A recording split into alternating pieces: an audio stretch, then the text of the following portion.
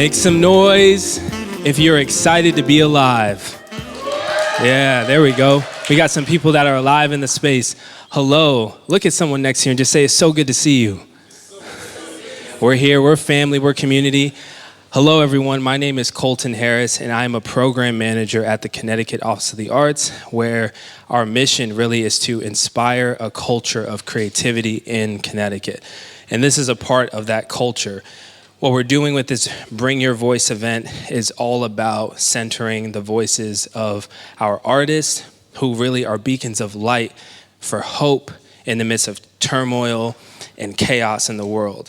So what we're doing is we are working together as a community in partnership with Urban Word New York City, as well as other community partners, and we get a chance to steward the Youth Poet Laureate program. So this program and initiative is connected to our national work, and this is a product of that partnership. So tonight is all about bringing your voice. So raise your hand if you brought your voice. Did you bring your voice? All right. Everybody has a voice. Sometimes we talk, especially in spaces around youth, to say, oh, we need to give people a voice. No, everyone's born with a voice. So hopefully by the end of this, you're inspired to bring your voice to the space. So with that, we have an exciting night planned for you. Don't forget to grab food at some point to nourish your stomach as your soul is nourished. And we're excited about being together under this umbrella of family and poetry. So with that, I would like to welcome to the space our arts education manager at the Connecticut Office of the Arts, Tekoa. Let's make some noise for Tekoa. Good evening, everyone. Thank you all so much for being here. My name is Tekoa Omarotunu, and as Colton mentioned, I'm the arts education manager at the Connecticut Office of the Arts. I'm really thrilled to be here today with you all in community and partnership with Next Haven, the lovely folks at The Word, our Poet Laureate, our Youth Poet Laureate. Tonight is really an exciting opportunity for us to support and uplift the next generation of great writers. So I'm thrilled to be here, and I'm thrilled that you all are here. I won't take up too much of your time because you guys are here to hear from some incredible poets, but I would be remiss not to tell you that if there are any young people here or folks who work with young people or love young people who are looking to get into poetry and looking for some kind of entryway in, the Connecticut Office of the Arts will be partnering with The Word this year to administer the Poetry Out Loud program, which is a poetry recitation program and competition. That's a program of the National Endowment for the Arts. So if you are at all interested, please take a look at our website. Feel free to reach out to myself or Jenny from The Word, and I hope to hear from you guys. And again, thank you so much for being here, and enjoy your evening. All right, thank you so much, Tekoa. So we're really energized by arts education in the state.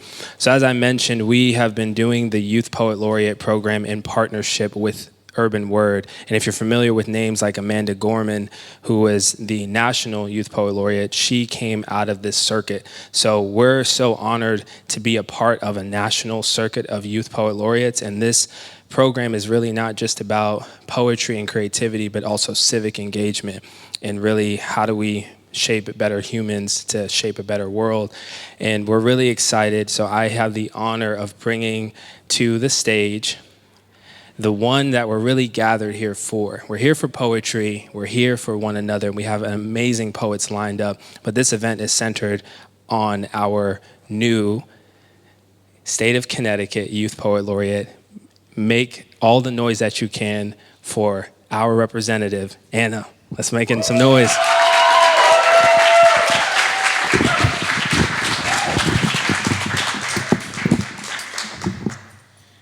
Hi guys, thank you everyone for coming. It really means so much.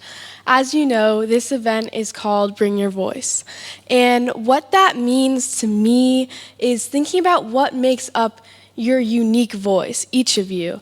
Thinking about being comfortable in spaces and letting all parts of yourself speak and exist. And bringing your voice to me is speaking authentically and celebrating our differences and what we can learn from each other. I'll be starting off by sharing one poem.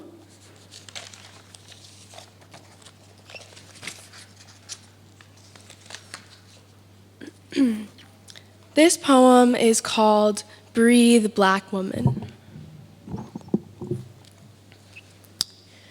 Breathe. A part of me dies when I put on foundation. Although it may bolster my beauty, I do not desire to paint my face. I have adoration for my shade. I am tired of black being read as battle. And ain't every black woman a miracle that breathes life, that bears boys and still believes? Black women breed targets in battlegrounds and still believe their beautiful boy can make it home for dinner. We are barricades of burdens and still blooming. Our beauty bursts bigotry. Slave masters carved bitch into our backbones, and we still beckon songs. We still found bliss in braiding escape routes. The black souls buried in colonizing bodies still sprouted. Black always been beneficial. Black carried economy on shoulders. Black bondage, the reason for power trips. Black bodies be ship butcher meat. Black your best auction item. Black backs canvas to racist artists. Black taught y'all how to catch and chase. Black be the reaper and the bounty. Black women beaten. Black women no birth control. Black women bled each month and continued to bear. To bring bread to break. To muster up enough love to make. Black women bodies forced on boats still brought African plant seed strings, okra, yams, and black-eyed peas because black eyes knew herbal remedies. They made it a capital offense for slaves to use herbal medicine because the point was never to save us. Black women died begging the earth to bring them salvation. My ancestors were shoved on plantations because it was the closest they could bring us to death without shoving living bodies underground. Black bodies slept on dirt. Black bodies worked on dirt. Black bodies covered in dirt. Black bodies seen as dirt. This soil will not bury itself. Did you know our people grew seeds ones white men could not profit off of? Black be a beacon. Black be bliss. Every black woman born be a miracle. Black woman, I see you carrying what is too heavy for the world. Black woman, I bleed you. The earth needs you. Black woman, it is okay to breathe.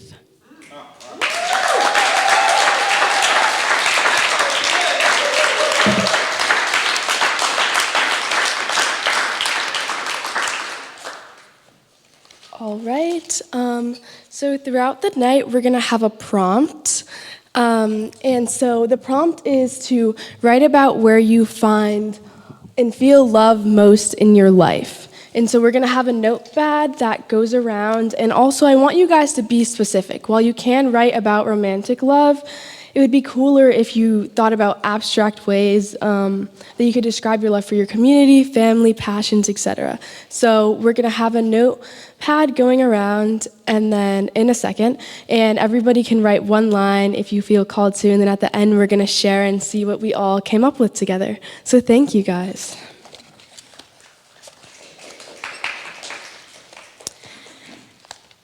And now we're gonna bring up a lovely performer, Influence.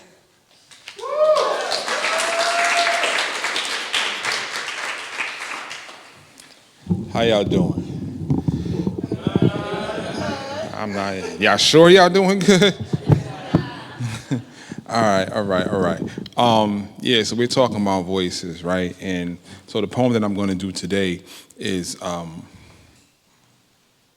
sometimes what we do when we hide our voices, and when our voices aren't seen, when they're not heard. So it's going to give you a new perspective on voice and on something that you do every day. We're going to look at it a little differently.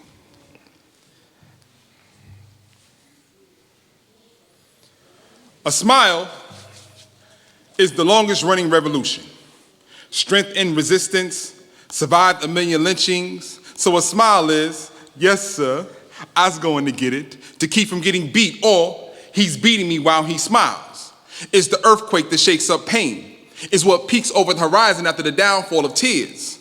It's the light in the dark room of depression. So a smile is 1,000 thank yous before the voice box, the tongue, the teeth ever utters a word. Is the start of a beautiful conversation or the death of one.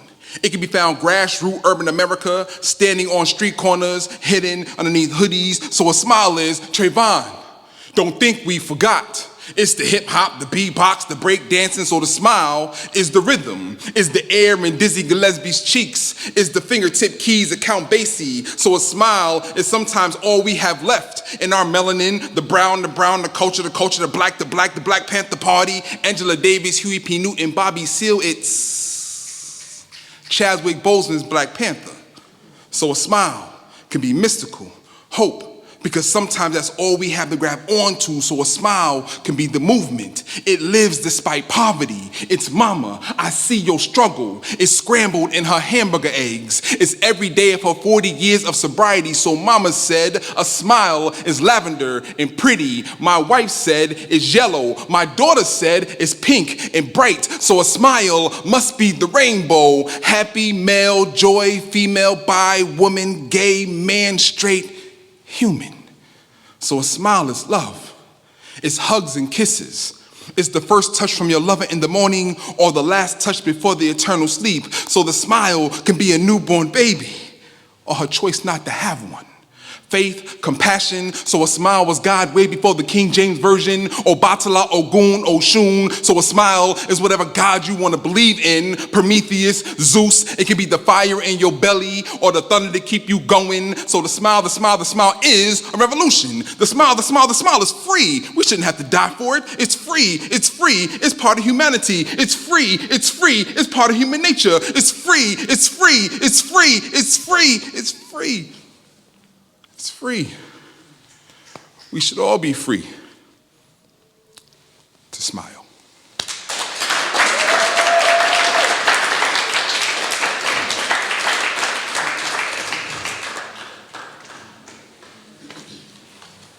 Wow, that was incredible. I'm sure I speak for all of us when I say that was amazing. Thank you so much.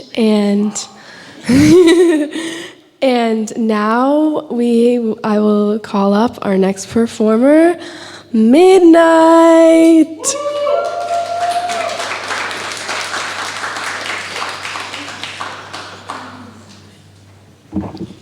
Hello.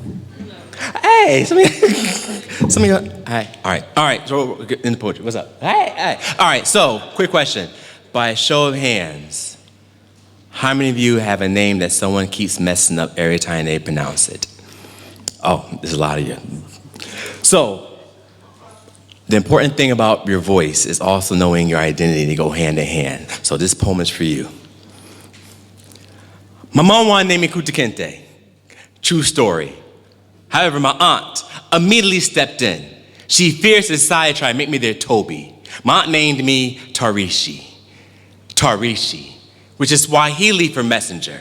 I guess my family wanted to give me a name that reminded me where we came from. We live in a generation that gentrification has some people bleaching their skin so they forget next of kin were Africans, and some Africans bleaching their skin so they forget the names came and baked under the sun. My name comes from a place that believes in a proverb, it takes a village to raise a child. I believe it takes a plan to shape an identity. I won't apologize. You don't understand these euphemisms. Your world is too small for me. I think outside your bubble or your box, wherever senses try to make me fit in doesn't make sense. Since race is nothing more than a systematic way of distancing you are in the first place. Human. I was born on the east coast of America, the name that came from the east coast of Africa. My journey to forever, learning that my name is not safe, learning that my name was born out of struggle, learning that my name can be translated to boy, look, you lost yourself, learning that my name is not safe, started in the 8th grade. When a classmate called me Hershey, he found it difficult to pronounce Tarishi. I told you, I hate cubicle shapes. I should not allow someone to easily marginalize my life to fit inside boxes of chocolates. We could allow our English teacher to colonize our tongues so we can speak Stanislavski, Leonardo da Vinci, Sikorsky, learn to say Tarishi. It's easy. It's only 7 letters. T-A-R-I-S-H-I. RISHI. It's really an acronym for Transatlantic Refugee, individually seeking human independence. I shouldn't allow someone to try to change my name into a dessert, since my ancestors are the main course for the sharks, the middle passage. The question was asking me, why would I call myself Midnight if Hollywood ever made a movie about me? No matter how much I whitewash my history, you always taste the melanin in my pseudonym. I have learned that your names are not safe. Once you discover the translation, your accountable responsibility, it carries. My name means messenger. I am to deliver more than just these poems. There's a moral compass attached to it. I am more character than 20 letters of the alphabet. My aunt prophesied me into a martyr. No one admires the bearer of bad news, especially when it's the truth. This mouth is a bullseye waiting for the shotgun blast to silence me. How many God's messengers we crucify for you realize I'm here to bring the word, not the author of it. If I be both, doesn't make me bipolar, ambidextrous. A black man that refuses to be silent is dangerous. A black man that chooses to be silent is still dangerous. My mom want to give me a name to admire my roots. My aunt want to give me a name to admire my oppressors. Even if you colonize our language, you can never colonize our purpose.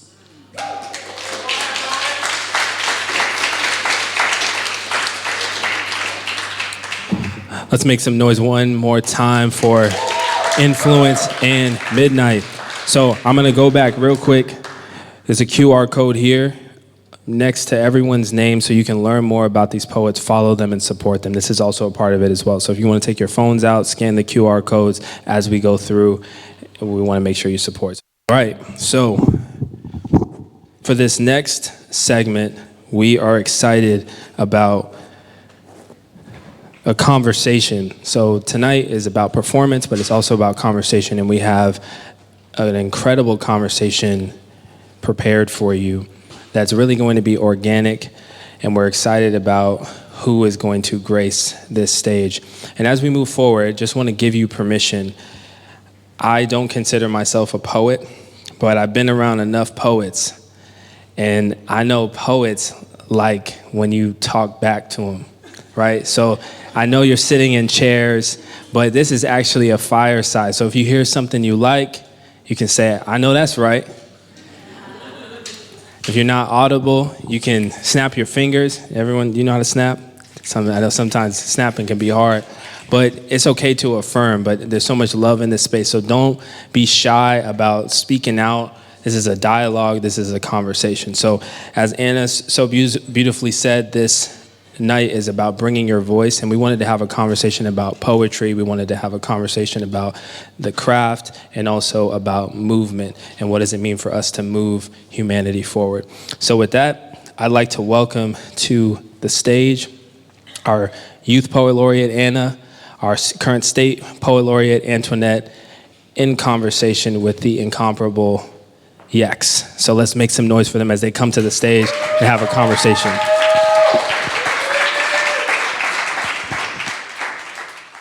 Bringing your voice to me means being authentic and standing in your power and bringing all of yourself to a space and not shrinking yourself because you may be afraid how it may be received. I think bringing your voice is saying, hey, this is me, this is my truth, this is what I have to say, and I'm gonna tell you.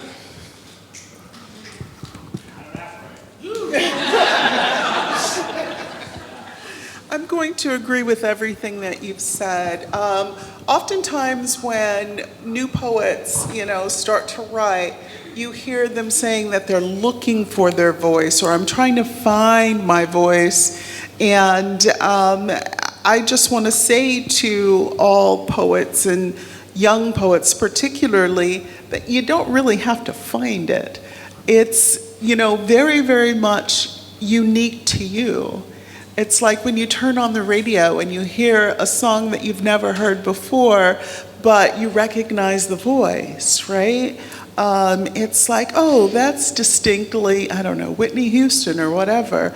You have your own voice. I agree with you, Anna, that it shouldn't be tamped down, and you shouldn't try to imitate someone else, right?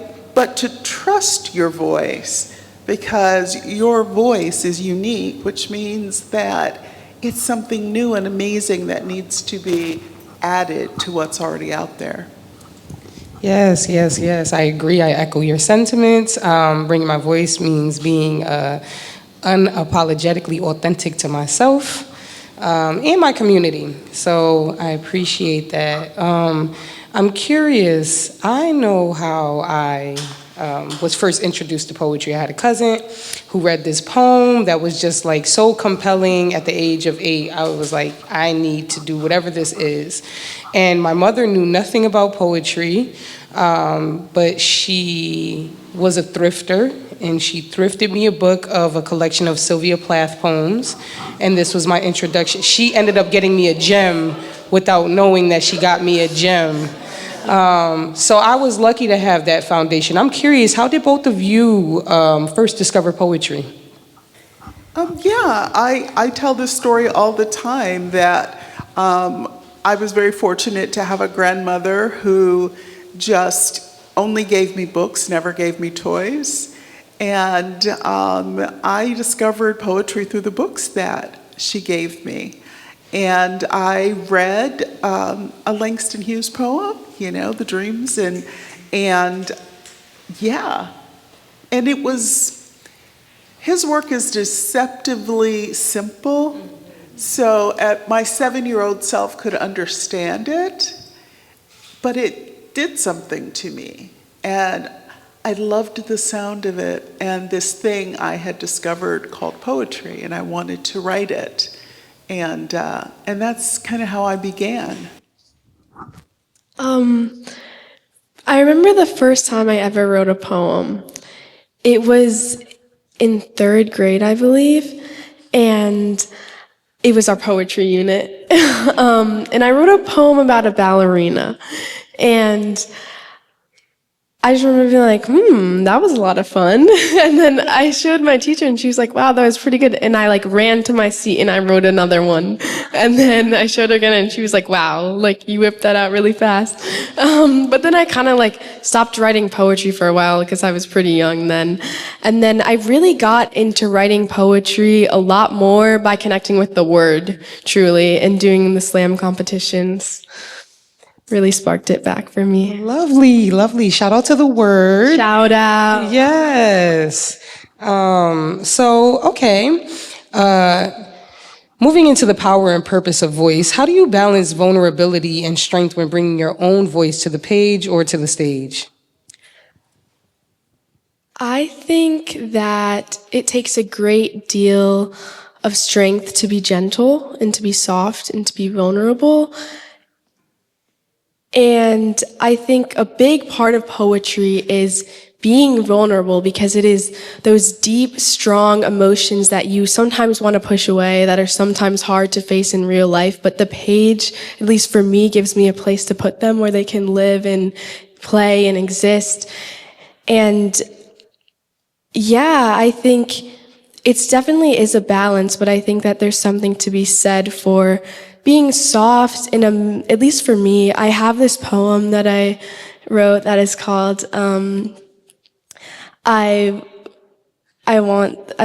wish for something soft. And it's kind of imagining a world that can be soft. I think a lot of poetry is imagination and vision, and saying there is a world out there where I imagine all these great things like how it could be. And because of that, I'm going to be strong in the fact that I know that there is a world full of softness and love and acceptance and compassion. And because of that, I'm angry. So I think that's how anger and softness kind of play into each other. You're really inspiring me here, because, I don't think I ever thought of the world as a soft place. I guess there are times when you have soft places to fall and people who love you enough to catch you and those types of things. But I'm thinking about that. When I sit at the computer again. I knew you were going to ask that vulnerability question because, when I first started writing, sometimes I wanted to write about things that were painful to me, but I didn't want to expose myself. So then my teachers and my mentors in my program would say, what does this poem want to be about? What is this poem really about? And then I heard that phrase that kind of went around for a while, you really need to dance naked on the page.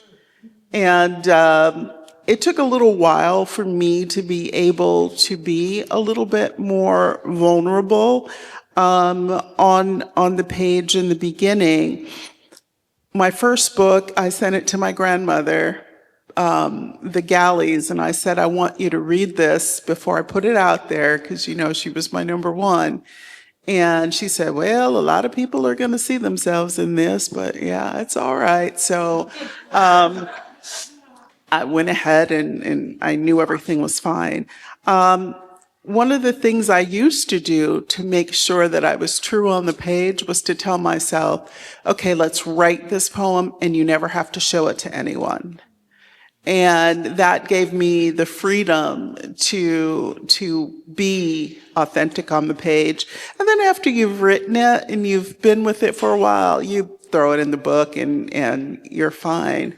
But as we were talking about in our earlier discussion, now I'm writing something that I've never even talked about before, which is my very troubled childhood, and wanting to put it on the page, wanting to take it out of my body and kind of set it to the side. And it's very, very difficult. I thought I was an open book, but not as open as I thought I was, to the point where, I had to get a coach, and she is kind of helping me to actually write these poems, or I don't think that they would be written. But I think there is a tremendous amount of value in being vulnerable, because I've read some other books where people have been vulnerable, and it made me feel less alone. So, yeah. Antoinette, when you said that Anna was inspiring you while she were talking, we must have been having the same thoughts. Because I was thinking about a soft place to land as well. And for me, vulnerability is strength. And strength is vulnerability, and poetry gives me a soft place to land.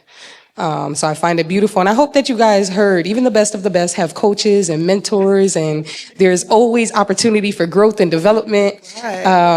And I agree with everything you guys said about, how we connect and commune with each other is through shared stories and shared storytelling. And Anna, I got to hear that beautiful poem about I Want Something Soft yesterday at the annual arts gathering. And I appreciate that piece, and that the way that you juxtapose softness with anger, because I learned a long time ago that it is difficult, almost impossible, for women of color to be both palatable and progressive. And fortunately, we get to use our creativity to dress up the pain, to dress up the plight, to turn it into purpose. So yes, thank you guys for your responses. That also makes me think about something that I brought up yesterday after you performed, Anna, and it's a quote that I constantly throw around, two quotes actually, one from Nina Simone and one from Toni Cade Bambara about the role of the artist. So I'm curious for you two, what do you believe is the role of the artist, or the role of the poet in your instance? I like to think of a quote from James Baldwin. Forgive me if I mess it up a little bit, but it goes something like, the role of the artist is exactly the same as the role of the lover. If I love you, it is my job to make you conscious of the things that you don't see. So I think as artists and as poets, it is our job to document the times, because there's so much going on, and I think history books do a good job of capturing what happened, but the depth of emotion, that is how you feel it through the art that we create.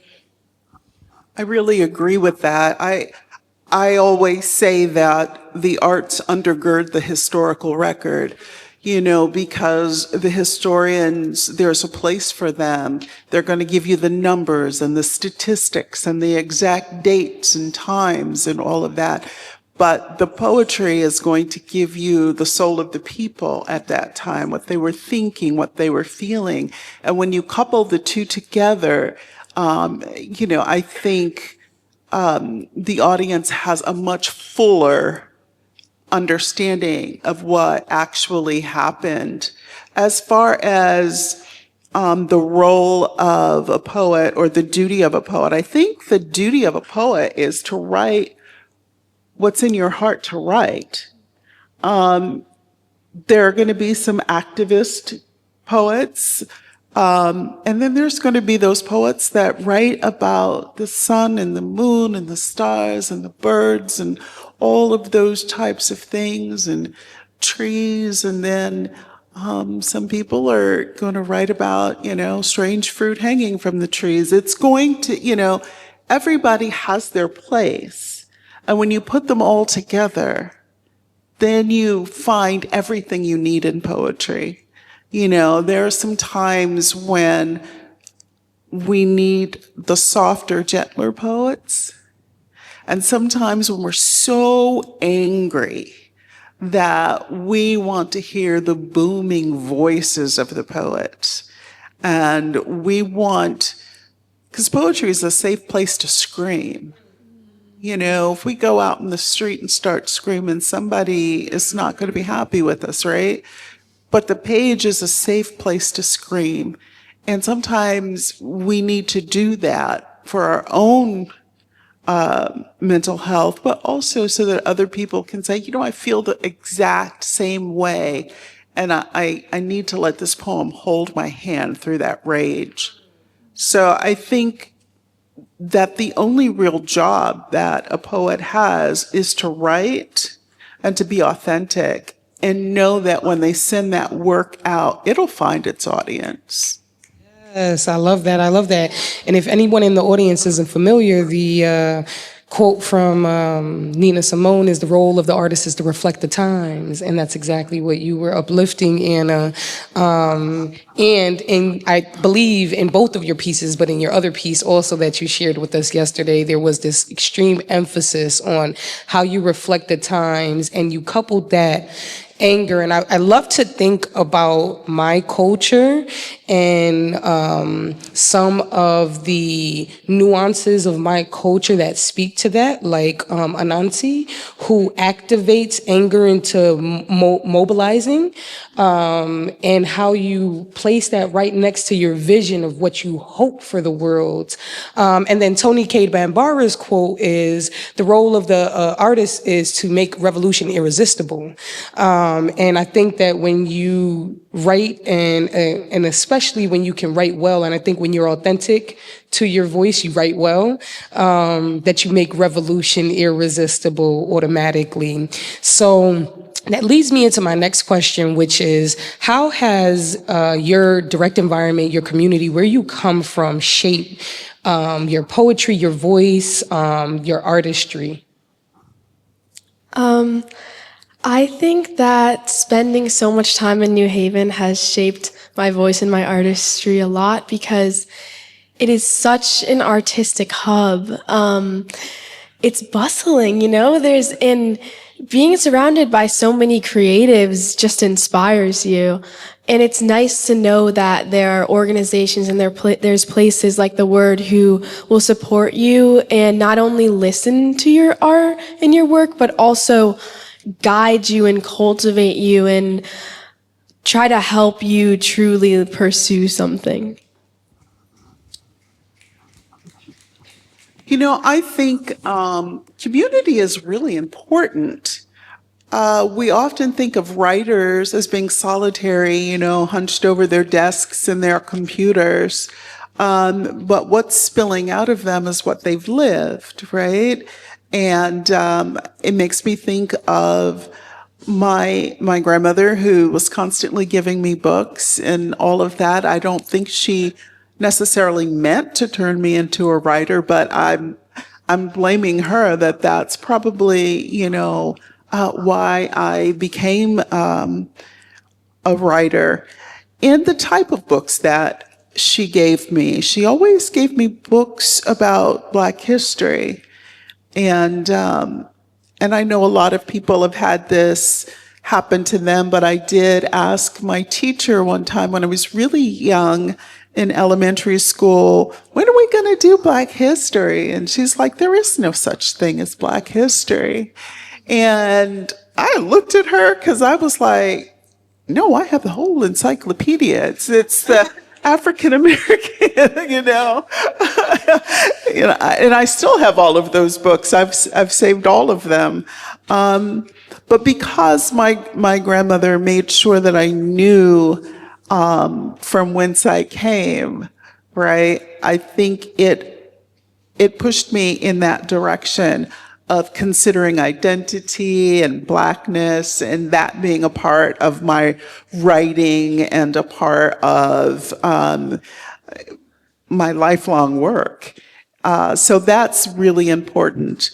When I got out of my writing program and I went to Cave Canem, which is, it's kind of the safe space for Black writers, where you have Black writers around you and faculty around you and all of that. And it makes you feel like, yeah, I'm supposed to be doing this. It's so, having all of this stuff around us, I think really helps us to feel safe. Because you can have a voice all you want to, but if you don't speak up, But when you have people speaking up all around you, you feel like you can add your voice to them. I love it. I love it. Okay, so I'm curious, how can poetry help bridge divides between different cultures, different communities, different generations? How can poetry serve as a bridge? I think poetry can serve as a bridge because it is based in deep emotion. And regardless of culture, of community, of upbringing, we all feel things. And I think poetry does, the best poems really make you feel something after you read it. It's like, wow. And also a little bit like you were saying before, I think poems are great when you read them and you can connect to them. You're like, I have felt that before. And so I think that poetry can bring people together in that way, like connecting over a shared feeling, and also just bringing people comfort and knowing that they're not alone in certain things that they're going through. I definitely agree with that. It's really wonderful that you can kind of, for a moment, put yourself inside someone else's experience. And because we're all human beings, whatever stage of life we're in, we're going to have some type of commonalities, or we're going to remember back when. But I'm looking around the room and we have so many different types of people in this room, different ethnicities, different ages, different backgrounds. And this is what poetry does. It puts me right here on the couch with the future, which gets me all excited because I know that the future's in good hands, right? I was so excited to meet your family and your teacher, and all of that. And I was like, yeah, she's got support. And that's wonderful and amazing because that's what we all need. And everybody is just kind of together saying, this is pretty cool. Maybe I'll get involved. Maybe I'll help out, even if it's only, to financially support or to go to the school board meeting and say, no, we don't need to ban those books. Yeah, this is what poetry does. It brings people together and it helps them find commonalities. Yes, poetry definitely serves as a tool to reduce barriers between people, to be able to see the human in each other. I think about the teaching that I do with my students, and for a long time, I utilized the Where I'm From poem by Ella Lyons, and I would always give them the disclaimer, the caveat that to remember that your direct environment is not just the exact place that you live. So I appreciate you uplifting the culture as well. It is the experiences that you have. It is the people that you come from. I would like to think that poetry serves as that opportunity for people to hold each other by their contents and not by their labels, not by their handles. There's this Japanese philosophy called Japanese teacup philosophy, and it teaches us that a brother one day who was very, very interested in Japanese philosophy was so curious Japanese culture, was so curious about why Japanese teacups do not have handles on them. And when he asked a server one day, it came out in a very ignorant manner. He said, "What's wrong with your cups?" And in the instant that he said it, he realized his ignorance. And I think about the way often that we deal with the ignorance of other people who may not be attuned to our culture or responsive to our cultures, or our communities, or where we come from, or different generations even. And the server responds to him in probably one of the best ways that we can respond to each other's ignorance. He laughed at him, and that gave him an invitation to laugh at himself and his own ignorance. And he gave him a very simple response: if it's too hot to hold, it's too hot to drink. And we don't know that about each other when we hold each other by the handle. But when you hold the cup, when you hold the person by its contents and not its handle, our handles are our labels. I am Yex, I am Afro-Latina, I am mother, I am all of these things. But what are the experiences that made us who we are? So I appreciate both of your responses.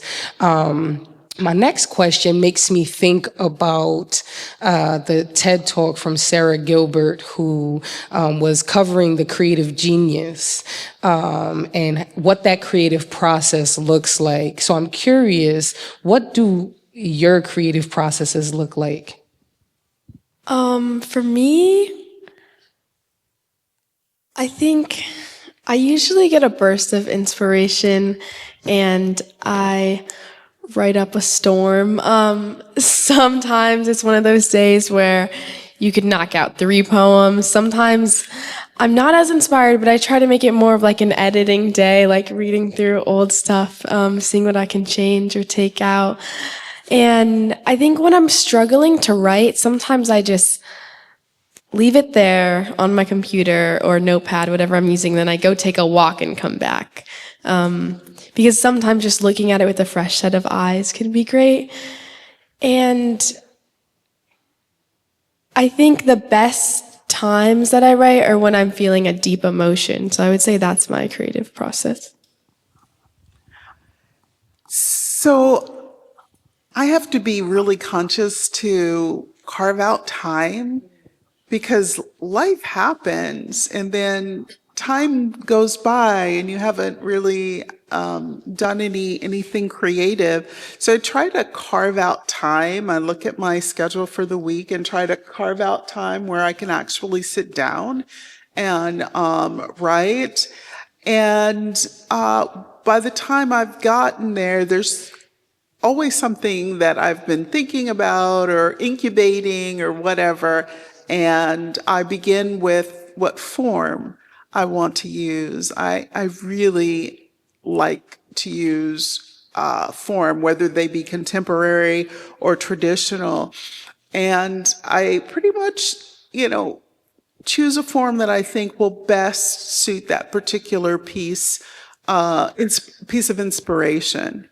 And then I work on it line by line, laboriously. I always have the dictionary and the thesaurus right here, right next to me. And then after I've gotten the draft down, I do like you do. I walk away from it. And then when I come back to it, usually the next day or so, my next time that I sit down, I pull out a pencil and I print it out and I go through it as if it was a student. It's not my poem anymore, it's a student. And I write little things out, all, and just kind of look at the poem and give my feedback. And then, another day or so, I'll pick it back up and look at it again as the poet and respond to the feedback. But that's just kind of been the loop for me that tends to work. I love that you mentioned carving out time, because it was always a struggle for me as a mother, as a working woman, to really admit that I do have the time to carve out to myself. And I recently learned, there was like a list of a bunch of creatives and how they carve out time for themselves or what their process is. And that makes me think of Toni Morrison. And she said that she would check into a hotel and she would stay there until noon, like from the early morning until noon, and really just dedicate that time in that space. And it reminds me that it's important for me to sometimes get out of the house to write, because it's the place where I do everything else. I think about my process too, Anna, is that I'm always ignited or inspired by something that happens in the moment. And that makes me think about the TED Talk that I referenced in the beginning. Sarah Gilbert underscores the indigenous aspect to the creative genius. In Western society, it is believed that genius is a monolith. Genius is treated like a monolith. But in indigenous culture, genius is treated as a spirit, and genius can strike anyone at any time. And I'm sure all of the creatives can relate. There are times where you're just inspired and it flows through you. And Sarah Gilbert likened it to, is her name Elizabeth Gilbert? Yeah. Am I tearing her name up right now? Yeah, yeah. Elizabeth Gilbert, I'm glad I caught that. Elizabeth Gilbert was likening it to a Dobby, if anybody knows what a Dobby is. So the invisible helper. And that's how I look at it. Like, I have this collaboration with the spirit, and what I get first is given to me by that spirit, and then I have to show up. How can I arise to the occasion and show up to do my part? Because when it just flows through me, it doesn't feel like I did any work. Sometimes it feels like an outer body experience. I'll stand back and say, oh my God, did I write that?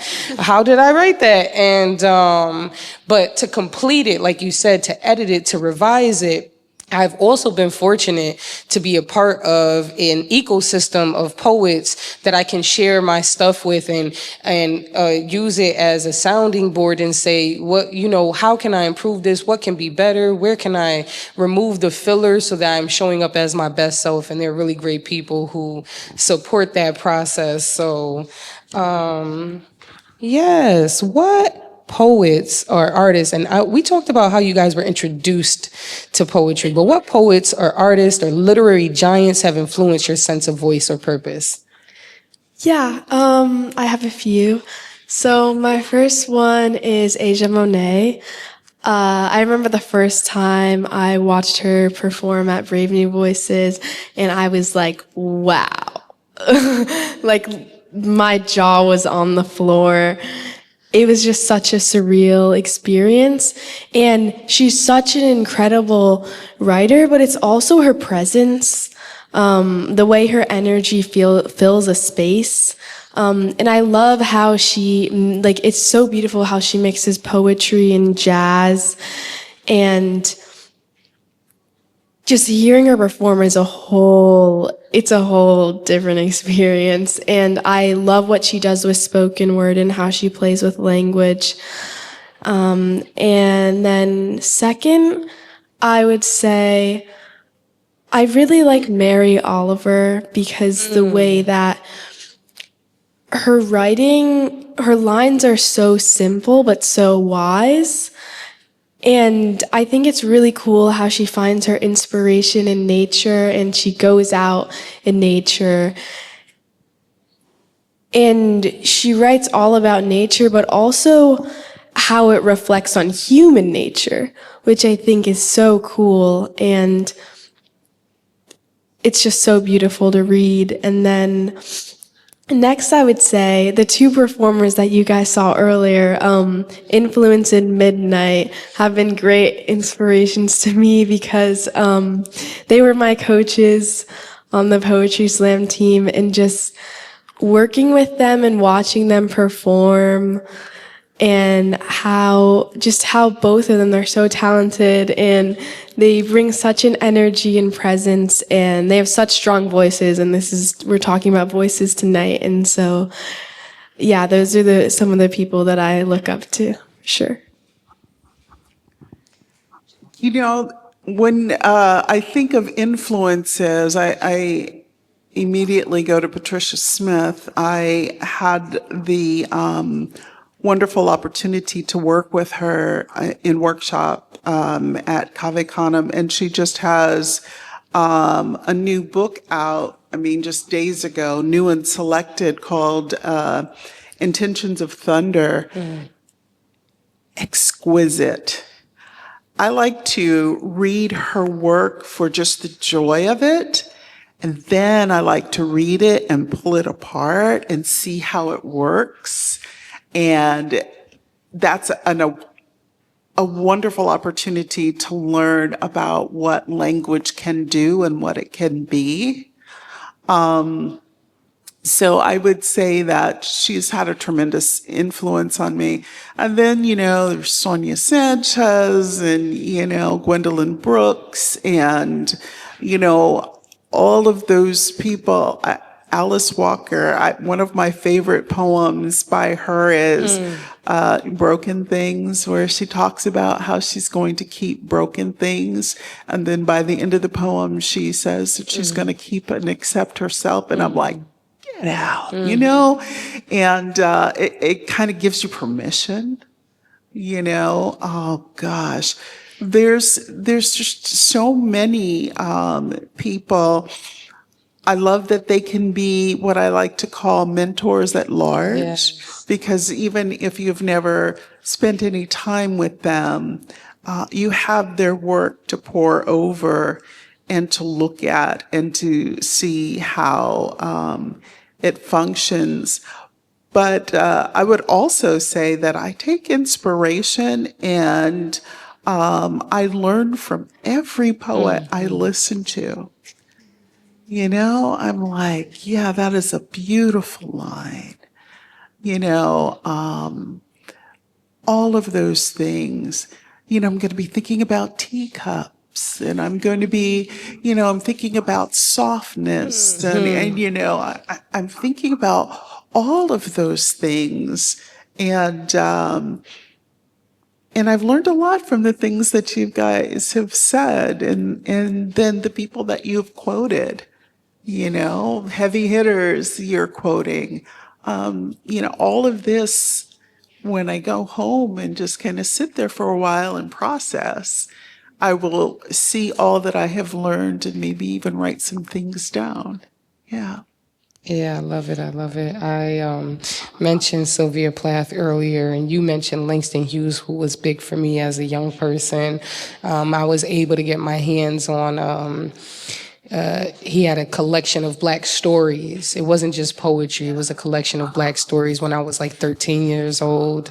And it was really vital to my role as a writer and how I show up in spaces. And I think about Zora Neale Hurston and individuals that really shaped not just my writing, but that authentic voice. And when I think about how our authentic voice shows up, and that philosophy about who we are is that we are multifaceted, multi-layered individuals. So we have multiple different sides to our authentic voices. There is a side that I don't share with the public often that is more like Emily Dickinson or Khalil Gibran, who also really influenced my writing. And I hope everyone leaves out of here remembering that poets are not just poets, poets are philosophers, poets are teachers, poets are so much more than just poets. So I'm curious, Antoinette, and maybe you may have some questions or some curiosities, Anna, is that as you are exiting your role as the Connecticut State Poet Laureate and Anna is entering her role as the Youth Poet Laureate for the state, what advice do you have for her and how to steward poetry, how to be a good steward of poetry? I'm laughing because some former laureates took me to lunch to give me advice. It was so kind of them to do, and I took none of their advice. They told me, pace yourself. And I was like, oh, yeah, I'll go there. I'll go here. I'll go there, And I just ran at the speed of light. So I'm going to tell you to pace yourself. But then I'm also going to say, I loved every hurried minute of it. I loved going to all of these little towns that I had never been to before and meeting all kinds of poets. And I was at the Amistad School, that's in New Haven, and they had a poetry unit for third grade. So I think they are like 8-year-olds. And they had these little tiny podiums for them. And they came up and they put their little papers down and they read the most beautiful poetry. That was their own poetry. And it was amazing. Some of the pieces were multilingual and they were flowing so beautifully back and forth between English and Spanish. And I was like, this is music. And you're what, 8? Yeah. I was so excited.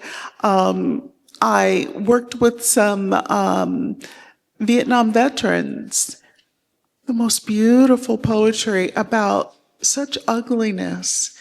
And it's kind of like Emily Dickinson, tell the truth, but tell it slant. This whole notion that you can't look directly into the sun. You have to kind of turn your face. And that was such an honor for me to be there with these amazing people and to listen to their stories.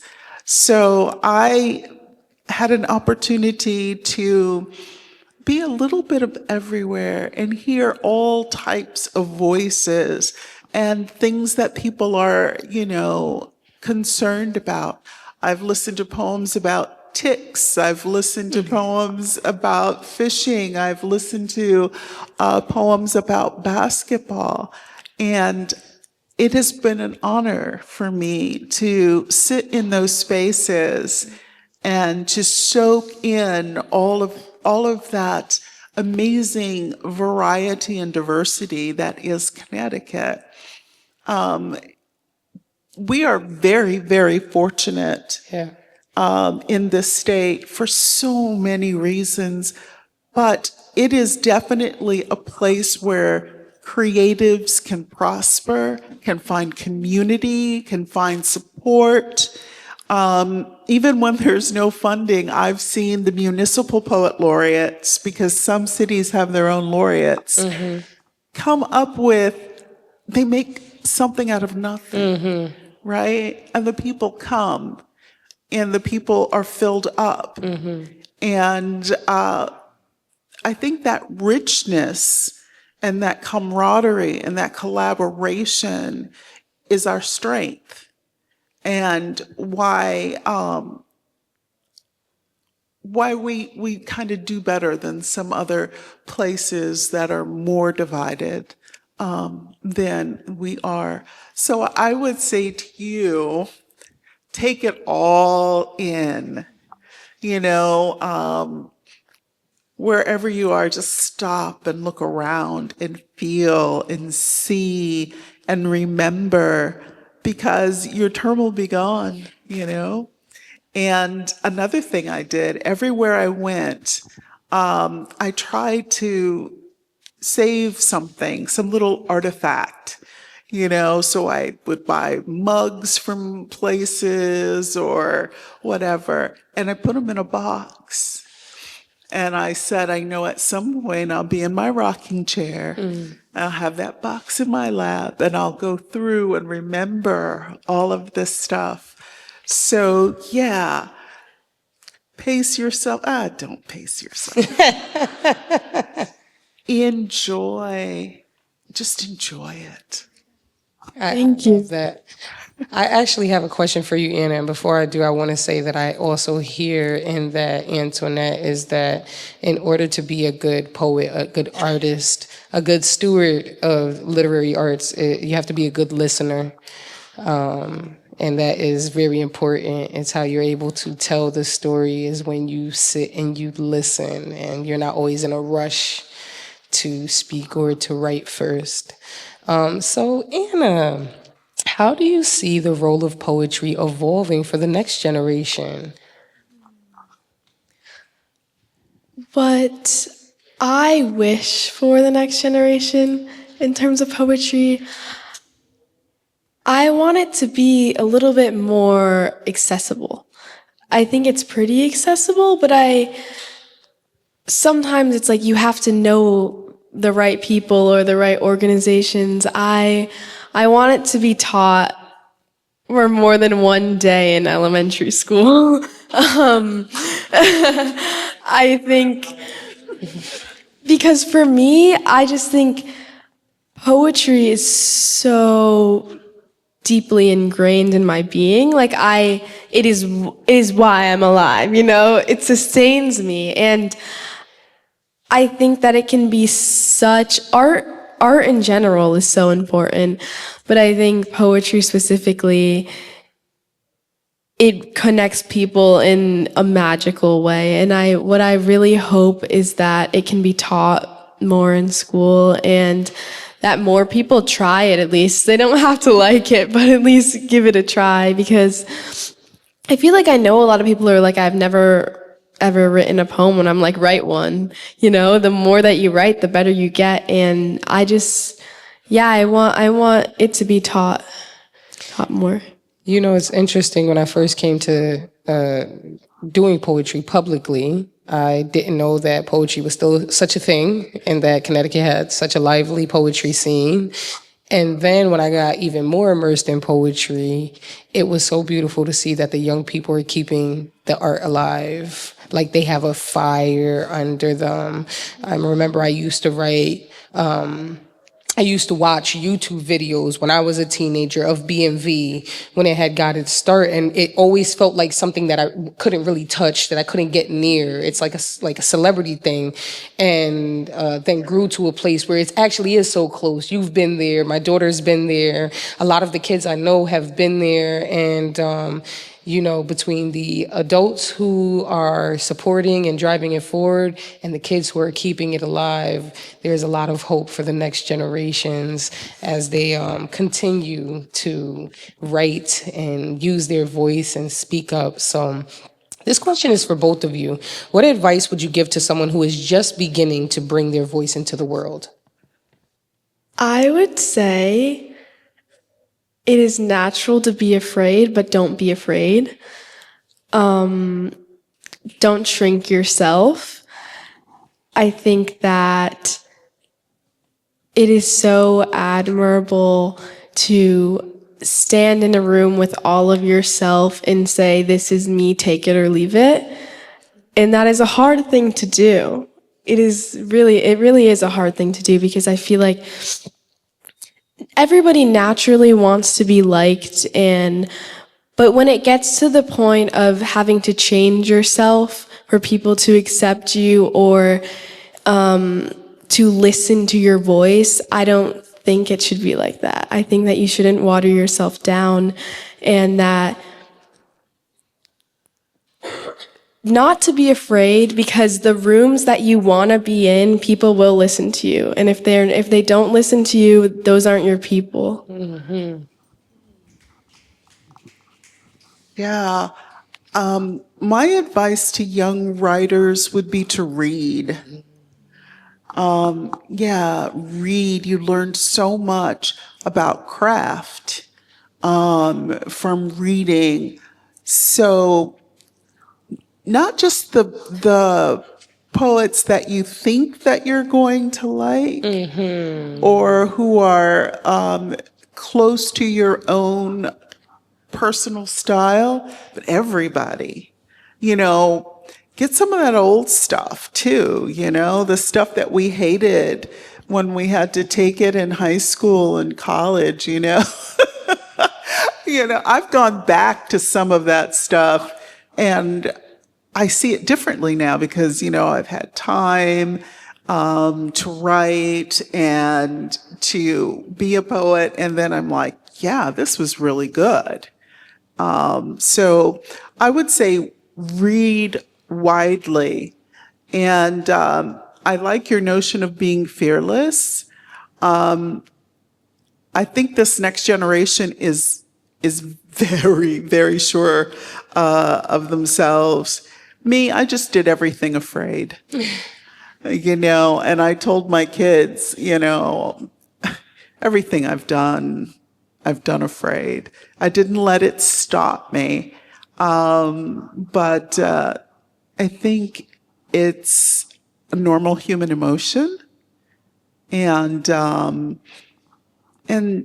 sometimes we just have to push ourselves a little bit outside of our comfort zone. And then we find after a while that we're comfortable in that space. And then we push a little bit further. And I like what you were saying about spaces. Know that you belong in every space. A lot of us kind of grew up, you don't go there, that's, we're not that kind of people and all of that. And, I tell my students, go to the play at the Hartford stage, because I teach in Hartford. That space is for you. The Wadsworth, that's yours too. Go to all of these spaces. You belong in every room. And I think that goes back to what you're saying about not making yourself small, but knowing that you're worthy just because you are. Yes. Yeah. Yeah. Humans are, I believe, are self-defining values. You get to define your worth. And in line with what Anna said, I believe that you have the permission to not be good at something when you first started. So it's absolutely okay to not be good when you just start trying something. I remember when I started learning bomba dance, I had been a dancer. I was trained in classical and contemporary ballet as a child, but bomba dance was new and foreign to me, and I hoped or expected to get it immediately, and I didn't. And then I had to remind myself, you have the permission to be bad at this because you just started it, and it's all right. If you think you look crazy, who cares? At least you're up here trying. And the other thing I would say for people who are just finding their voices, not just young people, is to remember that art, for me, I used to tell people, there's a famous quote that poets throw around all the time from Erykah Badu. They go, I'm an artist and I'm sensitive about my ish. And I used to get on stage and I used to say, I'm an artist and I'm not sensitive about my ish because art is subjective. And because I don't care what emotion my art provokes from you as long as it provokes something. It could be disdain, it could be disgust, as long as it's not indifference, which art rarely provokes. I don't care what it provokes out of you. So yes to all of it. And I am going to close with this last question. What do you hope that people carry with them after this conversation, and even in a broader sense, just when you share your poetry, what do you hope people take away with them? I hope you guys are inspired, at least a little bit. And I hope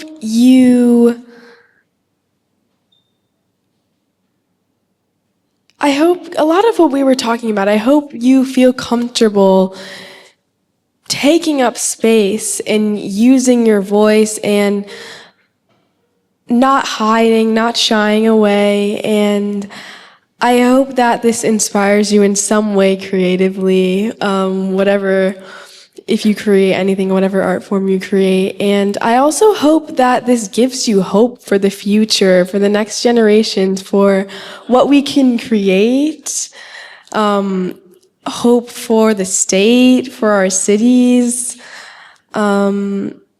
Just know that there are people out there that will support you for your passions, you know. You have to believe in yourself, and then there are people that will believe in you too.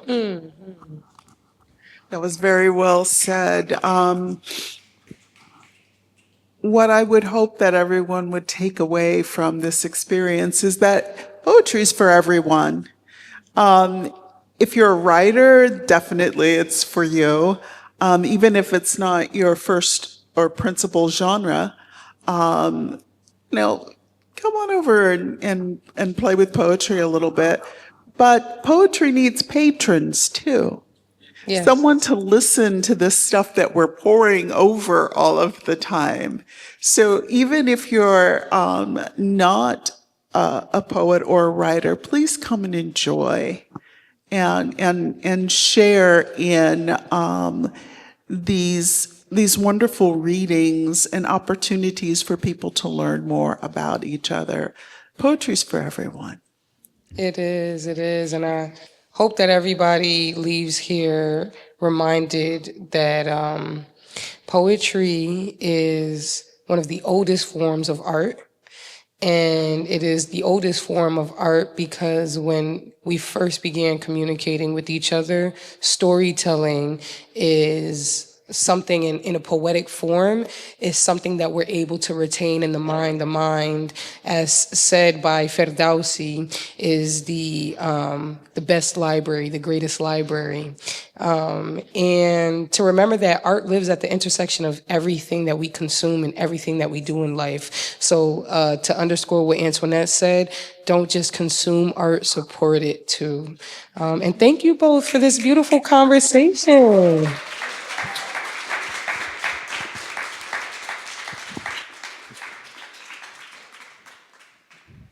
So I'm going to read an excerpt from the title poem, or not the title poem, but the thesis poem for my second book, Icarus in Love, because I feel like this is a really loving kind of space. And so I'll start with this. Icarus lamented, "As for me, my arms are broken for having embraced clouds. The well-reasoned ones call him foolish, insolent, disobedient. I want to be Icarus in love, to find the end and the middle and be burned by the beautiful love. There is a perfect poetry in feeling your wing break and falling ablaze from the sky. Is there a more beautiful purpose or richer tomb than unadulterated love?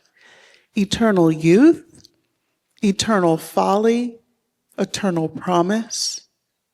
We could grow old, never having had the sun on our faces.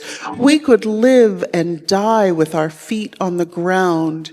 We could watch awe-stricken those who have no fear, or fear and fly anyway. I suspect there is a brokenness that requires no glue, a brokenness that leaves you acquiescent, malleable, humble.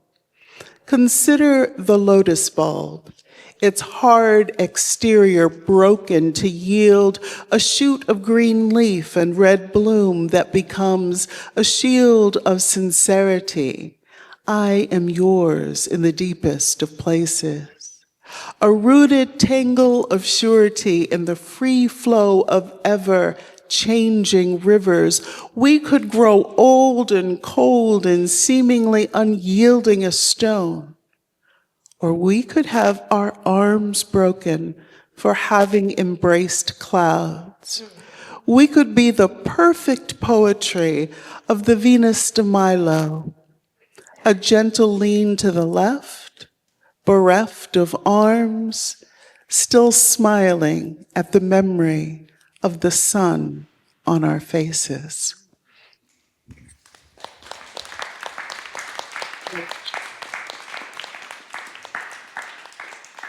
Oh, it's me next. The protocol for divine order is to rule over the noise. The protocol for mental illness, let the noise rule you. I wonder if my brother were born in biblical times, would he be considered a prophet and fail to receive the care he so desperately needs? Or if prophets were born in this era, would they be deemed mentally ill and still fail to receive the care they so desperately need? Would Moses be medicated, a burning bush snuffed out, no anointment, just appointments to sterile facilities? The protocol, when adults go missing, wait 24 hours. The assumption is they left on their own free will. Funny to assume we're free or that we have will. The first time my brother went missing, he couldn't find his way back home. Too busy listening to voices that ain't your own to leave you paranoid. The thing about losing your mind is you can't retrace your steps to find it. There is no map back to yourself. A lace blunt made him more dust than angel. One moment he was college bound, the next spiraling, no longer free to think for himself. Will someone quiet the voices? Can someone please just make them stop praying? A psych ward is no place for religious anecdotes. The protocol in a Caribbean family, when one is plagued with taboo, voodoo. The first spell, sweep it under the rug. Since he's out of mind, keep him out of sight. Avoid him like we avoid therapy. The second, roots to keep him rooted. A swatch of his hair wrapped around his toothbrush, placed in his shoe so he won't fly over the cuckoos. The third, confirmation bias. It worked.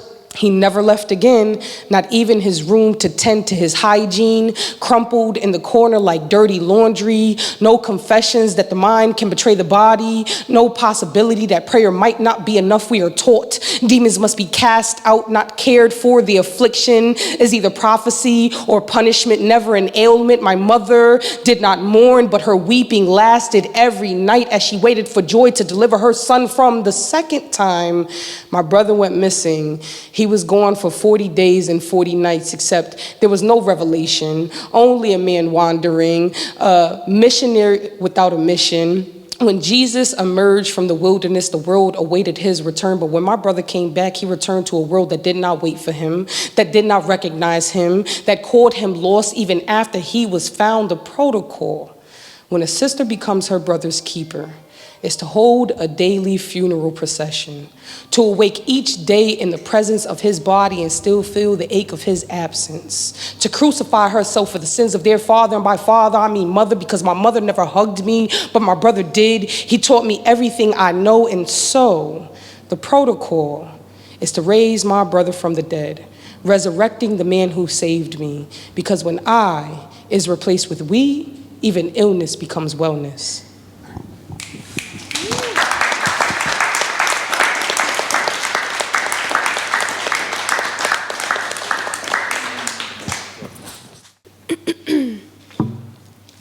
We are all prisoners of gravity. Writing is my chosen means of liberation. I am the way I am, because in my city, car skids and bird chirps are lovers. Every destination I travel to, I feel I could make life there. I listen to my identities rattle inside of me like a broken nesting doll. Each part of me finds somewhere to call mine. There are pieces of me scattered everywhere I go. I am always mourning a part. In the Midwest, I mourn my city music, the bustle that kisses the breeze, the steez that models for trees. In the Northeast, I mourn my grandmother's dialect. In climbing up the barn ladder, I even miss the way heat sticks like child to mother. I am always on the move, so I wear trampoline socks in hopes of staying grounded. The corn husks in the field surrounding my father's childhood farm sing about black folks and gay folks whom they rarely see. I tell them, hey, create a spectacle out of me and we can call it exposure therapy. Sometimes it feels like the Confederate war is taking place on my skin. Each side's bullets take turns raining on my body. Maybe this is why I am painted with beauty marks. And what is a home, really? I used to think it was a man-made structure. I used to think it was 4 walls. I used to think it was the oldest playground oak tree. I used to think it was a person. People can become sanctuaries, but remember, you can only love because your ancestors once loved. You are a mosaic of generations of intimacy. When someone feels like home, you are loving the version of yourself they elicit, and the love you crave, you exhibit. But I understand being lonely the way art hung on museum walls still craves a home. With a kitchen and music and soul. Home is messy cooking with my siblings. Home is wherever my legs land. Home is fireworks in January. Home is Steve, Willetta, Joel, and Sasha. Home is we can't even pretend to be normal. Home is speakers bumping, bodies jumping. Home is hope nestled in tragedy. Home is every place I sing my prayers to. Home is at the Highland Farm stirring my grandmother's homemade noodles. Home is what bursts from my journal. Home is free dancing with Aunt Lisa. Home is where melanin is cherished. Home is the life force twirling inside my best friends. Home is Jessie Mae's greens. Home is walking with someone you love aimlessly. Home is accepting all of you. Home is our eyes open today. Home is you. Home is me. Home is God. I carry home with me on the plane, through the forest. I whisper the word like an incantation. And wasn't the whole point to come home to ourselves?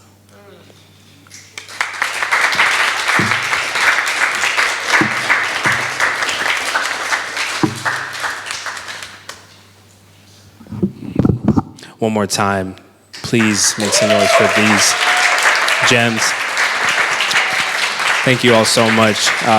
This has been absolutely inspiring. It's been awakening, and it's just a good reminder. When you look up here and you look around, we have so much, not just talent, but heart in this state. So we want to continue to support the arts, and as a part of this, I want to also publicly apologize because I was so engulfed in the conversation that I never passed the notebook around that we were supposed to do the prompt. I was like in it, and then I was like, oh, so if you did the prompt, we're gonna find a way to come together to continue to create. So I just wanna publicly apologize, but you all are just so captivating in what you're saying. And something that I'm gonna give the last word to Anna, and I just wanna encourage everyone to continue to support those that you've seen here, support everyone around.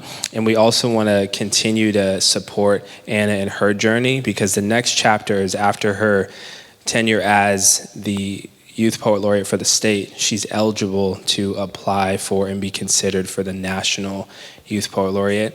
And we're really excited about the opportunity. So continue to support her and her work, and we're going to be rooting for you, because I believe that you can be the one to come from Connecticut. No pressure, but all the pressure. Feel the pressure. because the pressure, you shoot off like a rocket. So thank you all so much for being here, and we'll give the last word to Anna because she wants to tell us about something that's really important to her that she wants to end this night with. Thank you so much for all of those incredibly nice words. Something that I wanted to say is, I'm sure some of you guys may have heard about New Haven Reads, but I really want to plug them to support youth literacy in New Haven. In New Haven Reads, they connect students with one-on-one trained volunteer tutors, and they really help kids with reading skills. So if you would like to scan the QR code, that is where you can donate. It's just an incredible organization. And lastly, I want to end off with lots of thank yous. So thank you to Next Haven for this beautiful space. It's incredible. It's a great space. So thank you guys so much. Thank you to Colton Harris, who has been helping me along this journey the whole time. He is a huge reason why this event could come together today. And I'm so happy with what it turned out, and thank you for everything. And then I wanted to say thank you to Tekoa. I'm not sure if you're still here, but for the beautiful words. And thank you to Influence in Midnight for performing. Incredible job. And thank you, Antoinette, for being here and all your beautiful words and performing. It really just made the night. And last but not least, our wonderful moderator, Yex. Thank you so much.